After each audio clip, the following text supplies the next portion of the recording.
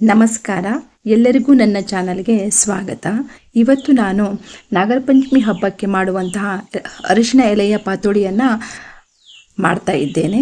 ಇದು ಅರಿಶಿನದ ಎಲೆಗಳು. ಇದಕ್ಕೆ ಅಕ್ಕಿ ತಗೊಂಡಿದ್ದೀನಿ, 1 ಗ್ಲಾಸು, ಬೆಲ್ಲ, ತೆಂಗಿನ ತುರಿ ಮತ್ತು ದಪ್ಪ ಅವಲಕ್ಕಿ ತಗೊಂಡಿದ್ದೀನಿ. ಇವಾಗ ಎಲೆಗಳನ್ನು ಒಂದು ಮೀಡಿಯಮ್ ಸೈಜಲ್ಲಿ ಇದೆ. ಈ ಎಲೆಗಳು ಸ್ವಲ್ಪ ಉದ್ದ ಎಲೆಗಳಿದ್ದರೆ ಅದನ್ನು 2 ಮಾಡ್ಕೊಳ್ಬೋದು. 2 ಪಾತೋಡಿಗಳು ರೆಡಿ ಆಗ್ತವೆ. ಇದು ಮೀಡಿಯಮ್ ಸೈಜ್ ಆಗಿರೋ ಸಲುವಾಗಿ ನಮ್ಮ ಇಡ್ಲಿ ಪಾತ್ರೆಯಲ್ಲಿ ಅಷ್ಟು ಉದ್ದ ಬರೋದಿಲ್ಲ ಅಂತ ನಾನು ಇದನ್ನು ಕಟ್ ಮಾಡ್ಕೊಳ್ತಾ ಇದ್ದೀನಿ. ತುದಿ ಮತ್ತು ಬುಡವನ್ನು ಕಟ್ ಮಾಡ್ಕೊಂಡಿದ್ದೀನಿ.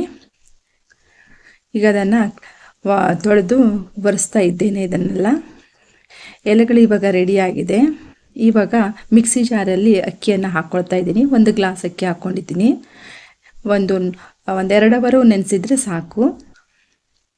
ಇದಕ್ಕೆ ತೆಂಗಿನ ತುರಿಯನ್ನು ಸೇರಿಸ್ತಾ ಇದ್ದೇನೆ. ಮತ್ತು ದಪ್ಪ ಅವಲಕ್ಕಿ ನೆನೆಸ್ಕೊಂಡಿದ್ದೆ, ಸ್ವಲ್ಪ ರುಬ್ಬಿ ಆದಮೇಲೆ ಅದನ್ನು ಮಿಕ್ಸ್ ಮಾಡ್ಕೊಂಡಿದ್ದೀನಿ. ನಾನು ರುಬ್ಬಿರೋದು ಸ್ವಲ್ಪ ನೀರು ಜಾಸ್ತಿ ಆಗಿದೆ, ಒಂದು ಸ್ವಲ್ಪ. ಅದಕ್ಕೆ ನಾನು ಅಕ್ಕಿ ಹಿಟ್ಟನ್ನು ಸೇರಿಸ್ತಾ ಇದ್ದೀನಿ ಮತ್ತು ರುಚಿಗೆ ತಕ್ಕಷ್ಟು ಉಪ್ಪನ್ನು ಸೇರಿಸಿದ್ದೀನಿ. ಇಷ್ಟು ಒಂದು ಹದದಲ್ಲಿ ಹಿಟ್ಟು ರೆಡಿ ಆದರೆ ಸಾಕಾಗತ್ತೆ.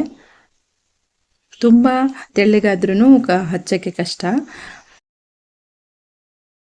ಇವಾಗ ಒಂದು ಪಾತ್ರೆಯಲ್ಲಿ ನಾನು ತೆಂಗಿನ ತುರಿಯನ್ನು ಹಾಕೊಂಡಿದ್ದೀನಿ ಮತ್ತು ಅದಕ್ಕೆ ತಕ್ಕಷ್ಟು ಬೆಲ್ಲವನ್ನು ಸೇರಿಸಿದ್ದೀನಿ.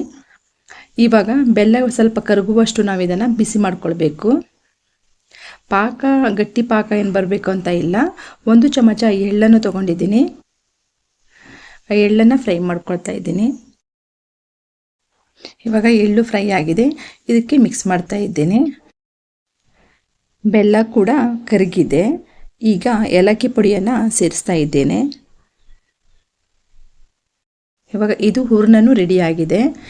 ಇವಾಗ ಎಲೆಗಳಿಗೆ ಹಿಟ್ಟನ್ನು ಹಚ್ಕೊಳ್ತಾ ಇದ್ದೀನಿ.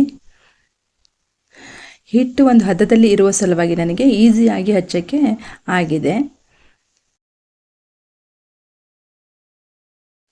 ಹಿಟ್ಟೇನಾದರೂ ತೆಳ್ಳಗಾದರೆ ಪಾತೋಡಿಗಳು ಮಡಿಸಿದಾಗ ಹಿಟ್ಟು ಎಲೆಯಿಂದ ಹೊರಗಡೆ ಬರುತ್ತೆ. ಇವಾಗ ಹೂರ್ಣವನ್ನು ಅದರ ಮಧ್ಯದಲ್ಲಿ ಇಟ್ಕೊಂಡು ಫೋಲ್ಡ್ ಮಾಡಿದರೆ ಆಯಿತು. ಒಂಥರ ಗಮ್ ಥರದ್ದು ಮೆತ್ಕೊಳ್ಳುತ್ತೆ. ಹೀಗೆ ಎಲ್ಲೂ ಓಪನ್ ಆಗಲ್ಲ ನೋಡಿ. ಹೀಗೆ ಮಧ್ಯದಲ್ಲಿ ಇಟ್ಟು ಮತ್ತೆ ಫೋಲ್ಡ್ ಮಾಡೋದು ಅಷ್ಟೇ. ಇದೇ ಮೆಥಡು ಅಕ್ಕಿಯನ್ನು ನಾವು ಕುಚ್ಚಲಕ್ಕಿಯಿಂದನೂ ಮಾಡ್ತೀವಿ. ಆದರೆ ಹಬ್ಬದ ಟೈಮಲ್ಲಿ ಕುಚ್ಚಲಕ್ಕಿಯನ್ನು ಯೂಸ್ ಮಾಡೋಕ್ಕೆ ಆಗೋದಿಲ್ಲ ಅಂತ ಹೇಳಿಬಿಟ್ಟು ನಾವು ದೋಸೆ ಅಕ್ಕಿಯಂತೆ ಮಾಡ್ಕೊಳ್ತೀವಿ. ಇವಾಗ ಇದೆಲ್ಲ ರೆಡಿಯಾಗಿದೆ. ಇವಾಗ ಇಡ್ಲಿ ಪಾತ್ರೆಯಲ್ಲಿ ಬೇಯಿಸಲು ಇಡ್ತಾ ಇದ್ದೇನೆ.